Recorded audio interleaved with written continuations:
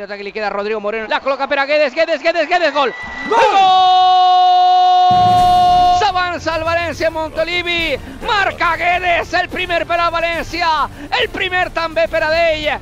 Valencia 1, Girona 0 en Montilivi. Ahí buscaba Ferran Torres. El rebuig de Guedes. Y pega Parejo. Gol. ¡Gol! La marca Dani Parejo. El gol que avanza el Valencia Montilivi. El 1-2. Dani Parejo. Ahí se va, atención que se va Ferran.